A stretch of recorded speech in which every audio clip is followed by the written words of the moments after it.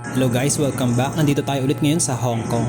Ngayong araw naman ay pupunta tayo sa Tian Tan Buddha or mas kilalang Big Buddha. Ito ang isa sa mga pinakapaboritong lugar hindi lamang dito sa Hong Kong, kung hindi pati na rin sa mga iba't ibang bansang napuntahan ko. Kasi nga napakaganda ng klima dito, yung environment napakalinis din, tapos napaka-peaceful ng lugar. Feeling ko nga napakaswerte ng lugar na to. Kasi mas nag-boom yung business namin mula nung pumunta kami dito. Pero syempre hindi lang naman swerte yan, kailangan may sipag din.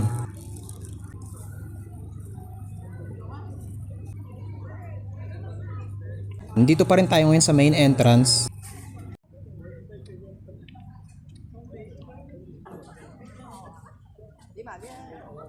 Then ito naman po yung Tian Tan Buddha. Isa siyang Big Buddha statue na nakaupo sa ibabaw ng bundok. At syempre, akyatin din natin yan.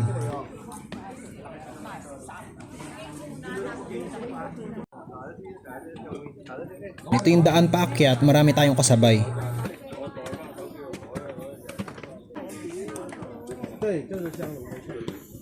Yan, wala pa saklate, hingal na. Pero syempre, hindi tayo susuko. Yan, konting hakbang pa.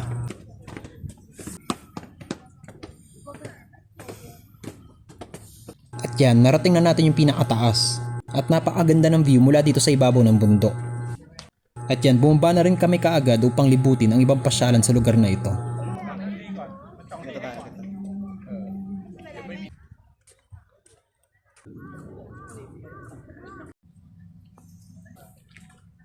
Naglalakad-lakad kami sa mga garden dito papunta dun sa Wisdom Path. So ito na nga yung Wisdom Path.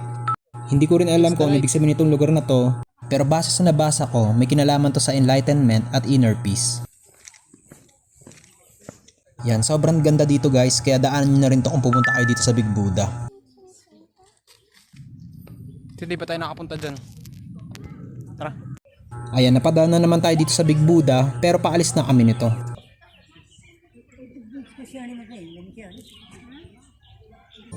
Ngayon, nandito naman tayo sa Ngongping Village, na isang village na kalapit lang nitong Big Buddha. Yan, sumasagap lang tayo ng mga swerte dito guys. At doon na nga nagtatapos ang ating araw. Para sa akin, sobrang sulit pumunta dito, lalo na kung mahilig kayo sa nature at peaceful environment. Kaya kung may balak kayong pumunta ng Hong Kong, tahan nyo na rin tong Big Buddha. Hanggang sa muli, huwag nyo kalimutang mag-subscribe.